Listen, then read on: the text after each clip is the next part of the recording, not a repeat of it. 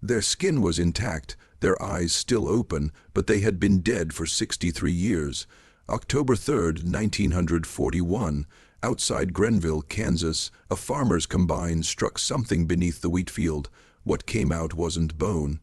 It wasn't soil, it was 4 preserved boys, lying side by side, same black coats, same stiff fingers, same haunting eyes that hadn't closed since 1878. Their names, no one remembered, but the town had seen them before. The local sheriff sealed off the field, the coroner refused the autopsy, and when a U.S. Army medical unit arrived 3 days later, they didn't take the bodies, they took the farmer and torched the field. This was not a crime scene, this was something else. Grenville's archives, churches, and schoolhouse records were scrubbed clean by spring, but one diary, left behind in the attic of a boarded-up orphanage, told of 4 brothers who arrived in 1876. Orphans quiet, odd, no one knew their names or where they'd come from, only that they never seemed to age, and then, one by one, people started vanishing. This story is not just about the past, it's about what happens when the wrong kind of knowledge refuses to die. And why, to this day, no laboratory will touch what was found. Grenville was never meant to hold darkness. The town was modest, just 300 souls, a church, and a one-room schoolhouse. But in the fall of 1876, 4 boys were left at the doorstep of St. Catharina's orphanage. No carriage, no note, just 4 figures, aged between 9 and 13, dressed in old-fashioned black wool, clothes far too formal for orphans. Mother Abigail, the head nun, took them in without question. She would later confess, in a hidden letter to the bishop, that something in their eyes did not belong to children. They never gave names, never spoke, except to each other in a language no one recognized. Soft, whispery, rhythmic. Not Latin, not German, not known. The youngest one, Jonas, was seen standing in the chapel for hours, staring at the crucifix without blinking. Another, Thomas, could draw complex geometry without instruction. The other 2, Samuel and Elias, never left each other's side. Locals began calling them the Crow Brothers, for the way they'd stand still, always watching. A few children claimed the brothers whispered to the trees. One girl insisted they moved without sound, and then strange things began happening. The cows stopped producing milk, children began sleepwalking, and the priest who baptized them slit his own throat. St.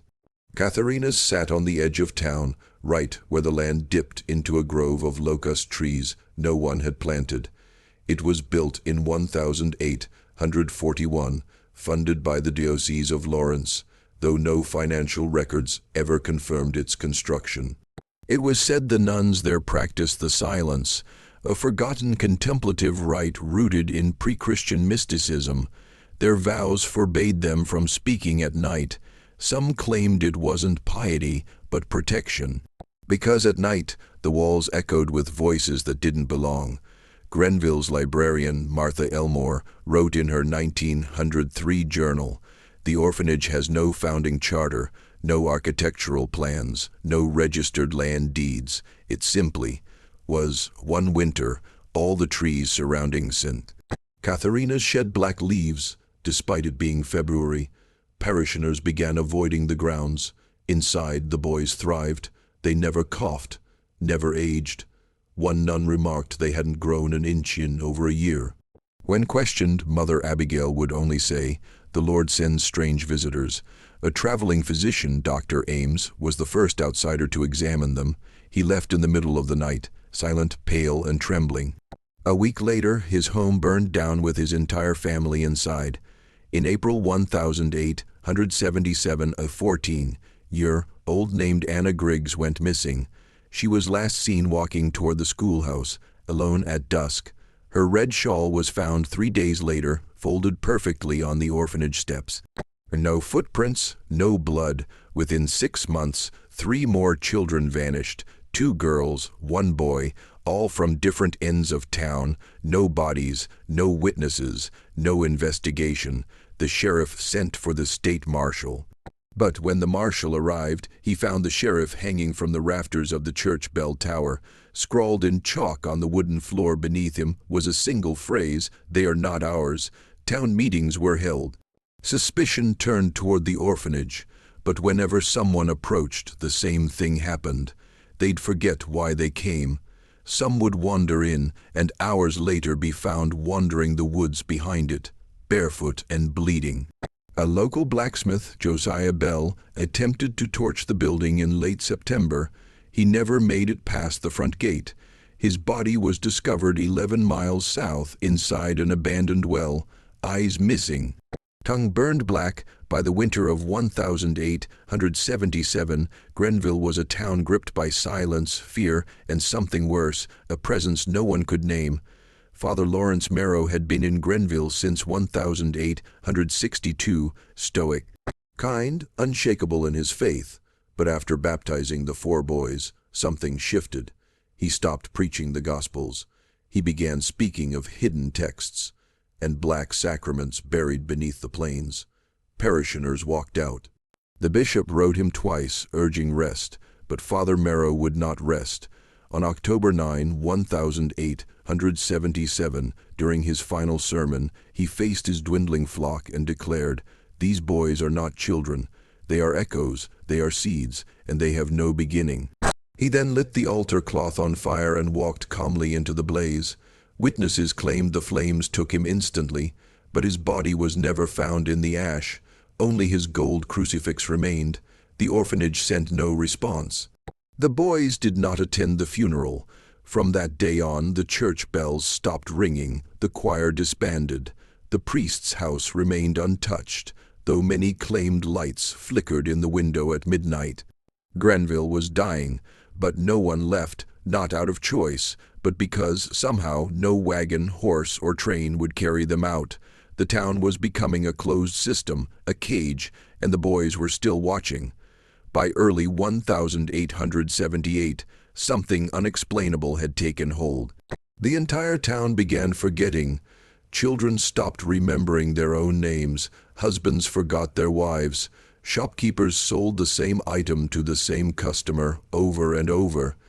Even the town records began fading, literal ink vanishing from the pages. Schoolteacher Lillian Maris kept a hidden journal where she tried to track the changes. One entry read, "The children no longer speak unless asked. Some stare into the woods for hours. I fear they're hearing the same things I am. Whispers, too ancient to understand." A census taker sent by the Kansas government arrived in June. He stayed for 5 hours, then left without speaking to a soul. The report he filed listed Grenville's population as 4. Lillian was last seen walking into the orphanage with a leather-bound book in hand. She was never seen again. By July, the town had stopped burying its dead. Graves remained open, as if the earth itself refused to keep secrets anymore. People stopped speaking, stopped gathering, stopped asking questions. Only the boys seemed to grow stronger. The wheat grew taller, and the silence thickened, like a fog no wind could carry away. He had never spoken before, not to anyone outside the other brothers, but on the morning of August 1, 1878, Jonas, the smallest of the 4, approached Widow Harkness's porch. He knocked once. She opened the door and found him standing in the dust, black coat buttoned tight, eyes blank. He said just 3 words, "We need names." Then he turned and walked back towards St. Catharina's. Widow Harkness fell into a catatonic state that evening. When the doctor arrived, he found her curled in a fetal position, fingernails torn and bleeding. She had written those same 3 words hundreds of times into the floorboards. "We need names, but whose names? Why now?" 2 days later, every gravestone in Grenville had been split in half, cracked clean down the middle. The implication was clear. The boys weren't asking for names. They were claiming them. What had been taken in silence was now being rewritten, in the air, in memory, in blood. The question wasn't who the boys were anymore. It was what they were. And what had sent them? That fall, several locals reported shapes forming in the wheat, massive, intricate, circular designs burned into the fields overnight. No human hand could have drawn them. They were composed of impossible angles, spirals folding into themselves, and runic patterns that pulsed in the sunlight. When townspeople entered the fields, they would emerge hours later, disoriented and bleeding from the nose, unable to recall where they'd been. Dr. Ellis Monroe, a visiting scientist from Missouri, was among the first to attempt analysis. He took photographs, samples, measurements. His final journal entry read, "This isn't geometry, it's summoning, they're maps, but not for traveling." He vanished 2 days later. Only his boots remained, found beside a perfect, circular impression in the earth. The boys were seen walking those fields barefoot, often at night. Witnesses claimed the wheat didn't bend beneath them. They would lie in the center of the largest pattern, faces upturned, mouths open, chanting in voices older than sound, and slowly things beneath the soil began to stir, worms, bones, things with no name. The earth was remembering something, and it was waking up. In September 1878, the town's only physician, Dr. Ira Langford, was summoned to the orphanage. A nun had fallen ill vomiting soil, speaking backward in sleep. He brought his instruments, his cross, and his courage. What he found was a room on the 3rd floor of St. Catharina's that none of the nuns remembered building. It had no door, only a thin passage through a cracked brick wall. Inside, there was no bed, no light, no window, just 4 chairs, evenly spaced, with old leather restraints on the arms and legs. The floor was covered in salt. The ceiling bore a symbol carved in soot, identical to one of the wheatfield patterns. And in the center was a bowl filled not with water but teeth, human, child-sized. Dr. Langford ran, but he never made it out. 3 days later, the orphanage sent a letter to his sister, claiming the doctor had left town for New Mexico. But the handwriting was not Mother Abigail's. And when Langford's sister came to investigate, she found the entire 3rd floor sealed off with cement. No windows, no sound. No birds ever landed on that roof again. Of all the brothers, Elias was the quietest, the most still. He was often seen gazing into mirrors for hours, as though studying something that wasn't himself. When a nun asked what he saw, he whispered, "The other side remembering me." One night, the orphanage's main hallway mirror cracked, not from impact, but from within. Shards fell, revealing behind it a cavity in the wall that had not existed before. Inside was a doll, handmade, bound in hair, its face stitched shut, its hands backward. Attached to it was a note, written in iron ink, "Don't let Elias see this." They burned the doll. But the fire turned blue, and the screams that came from it weren't human. Afterward, Elias stopped blinking altogether, and every mirror in Grenville clouded. Some claimed they began showing scenes not of reflection, but of events yet to occur: funerals, drownings, hangings. One woman saw herself giving birth to something that grinned. A traveling preacher smashed the church's mirror with his Bible. The glass cut through the leather binding, and the preacher bled from the eyes until he collapsed. The next day, Elias smiled for the first time. It was not a child's smile, it was recognition. The final weeks of 178 brought a silence Grenville had never known. No birds, no wind, even the insects seemed to vanish. Those who spoke above a whisper felt ill, nosebleeds, headaches, vomiting. The louder the voice, the faster the decline. One man, furious, drunk, shouted at his wife across the street. He was dead by morning.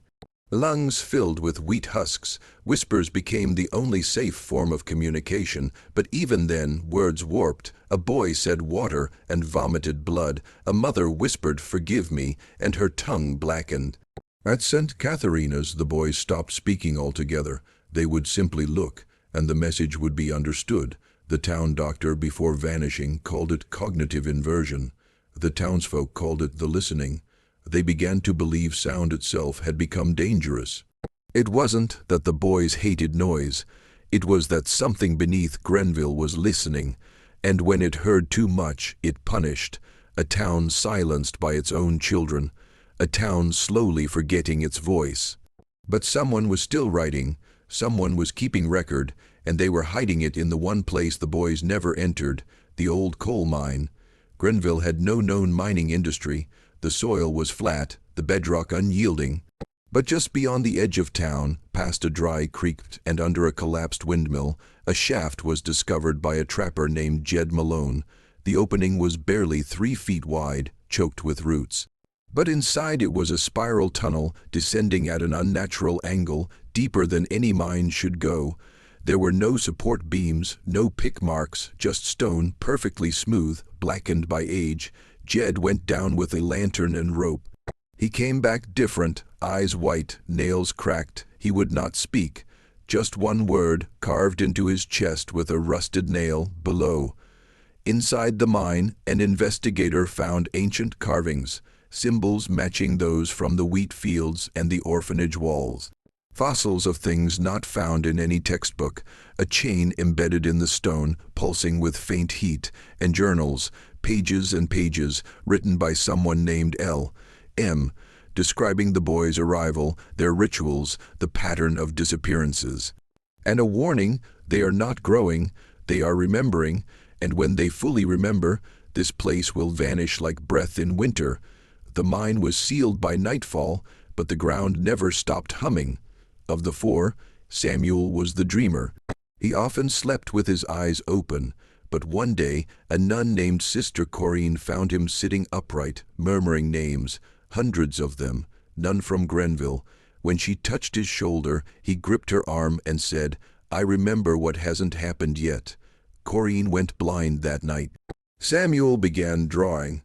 Hundreds of pictures, pinned to the walls of the orphanage basement. Some showed maps of continents that didn't exist.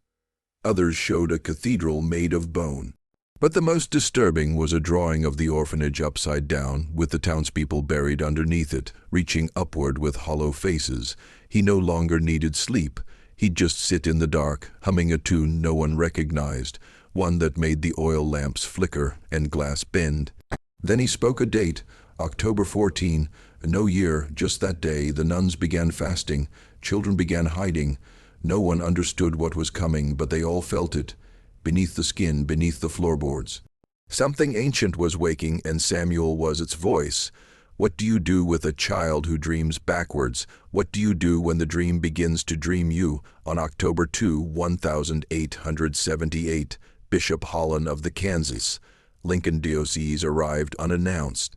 He came alone, wearing black robes, carrying a silver reliquary said to contain a relic from St. Dimphne, patron saint of the insane. He walked straight to the orphanage. Witnesses say the skies blackened the moment he crossed its threshold. For 2 days, he did not emerge. On the 3rd day, all 46 of his fingernails were found lined along the orphanage gate, each carved with a single Hebrew letter, spelling a word scholars would later translate to reclaimed. His carriage was gone. His driver vanished, his name scratched from every diocesan ledger. One priest later confessed the bishop's final correspondence had warned, they are not the result of sin, they are the residue of something God forgot to destroy. The church went silent after that. No further officials were sent. In later years, Grenville was quietly unincorporated, removed from maps, and by 1900, forgotten even by the state itself. Whatever the bishop tried to stop, he failed, or worse, he succeeded, and what he locked away was no longer content to sleep. And the 4 boys, still roaming the hallways, never aging, never blinking, waiting for the rest of the world to forget.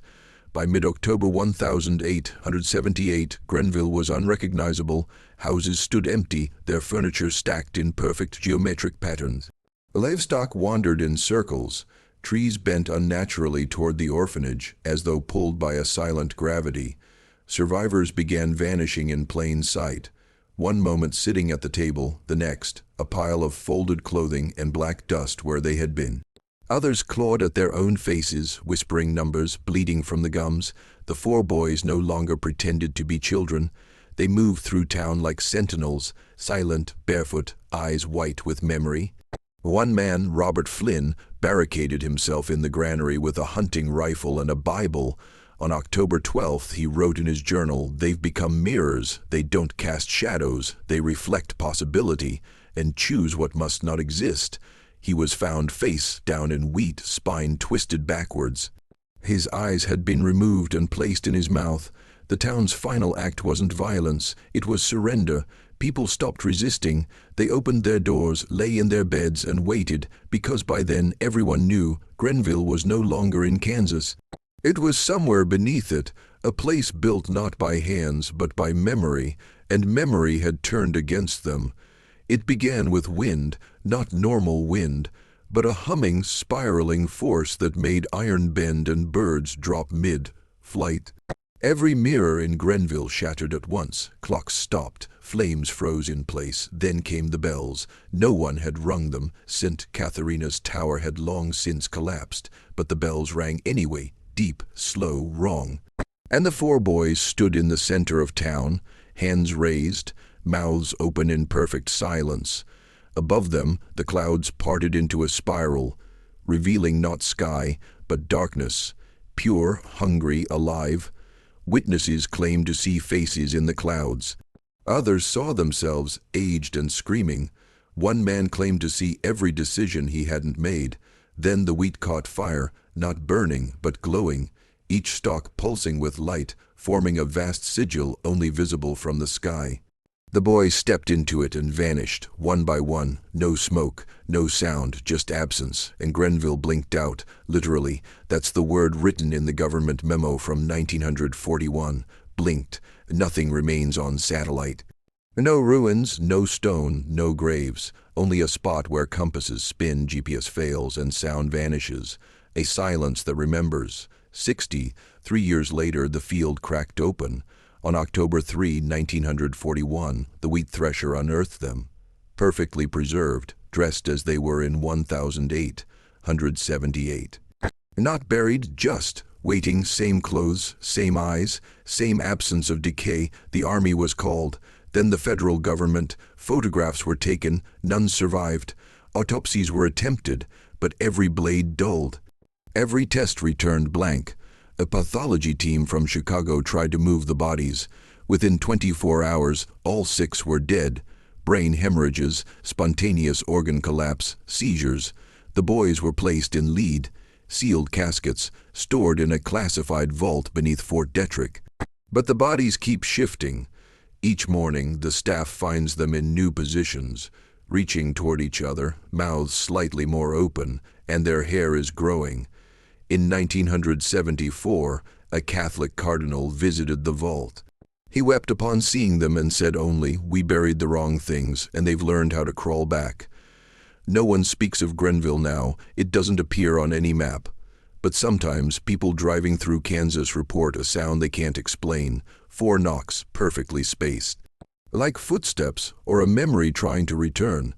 In 1993, a Freedom of Information Act request accidentally released a classified document known only as Project Echo Seed. It was 17 pages long. All but one paragraph was redacted. The Grenville phenomenon is not biological, psychological, or spatial. It is a breach of narrative integrity. The 4 entities, Jonas, Thomas, Samuel, Elias, are not individuals but iterations. They manifest where collective forgetting has occurred, feeding on silence, shame, and unresolved history. Soon after the requester, Dr. Edna Wu, a folklore anthropologist, vanished. Her apartment was found pristine, only one item out of place, a cassette tape. The tape contained 11 minutes of silence. But at the 12-minute mark, a voice, a child's, whispered, "You looked too far, now we see you." Since then, dozens of researchers connected to the case have gone missing, gone mad, or simply ceased to exist, erased not just from files, but from memory. Even their families forget they were born. Some have come to believe the boys were not from another world, but from a fracture in this one, a consequence, the cost of forgetting what should have been remembered, or remembering what was never meant to exist. To this day, no institution, governmental, religious, or scientific, will publicly acknowledge Grenville. No university will study the remains. No laboratory will test the soil. When pressed, they say the data is inconclusive, or worse, non-existent. Privately, the language is darker, cognitohazard, self-deleting field, anomalous memory plague. One physicist who reviewed the Grenville material suffered total memory collapse within 72 hours. His final words were captured on a napkin. "They are not boys, they are thresholds." The Vatican refuses to comment. The U.S. Department of Agriculture has purchased and sealed 23 acres of land over the old Grenville site, claiming it's ecologically unstable. Armed patrols visit monthly. No one is allowed within 5 miles, but the locals still hear the bells. Sometimes they see the wheat growing tall again, just for a night, and in it, 4 shadows walking in slow circles, hands clasped, whispering to the roots. A whisper that no language can translate, because it is not meant for us. It is memory folding in on itself, becoming hunger. This isn't just history, this is prophecy, because the boys were not destroyed. They were documented, and documents are how we preserve memory, how we keep the past sealed. But you've listened, you've remembered, and now the seal is thinning. Those 4 names, you read them, you thought about them. You imagined their faces, that's all it takes, because Grenville isn't gone, it's waiting, and the moment someone fully believes in it again, it will return. Brick by brick, bell by bell, whisper by whisper. The 4 boys do not age, they do not die, they only wait for silence, and the next place that forgets itself.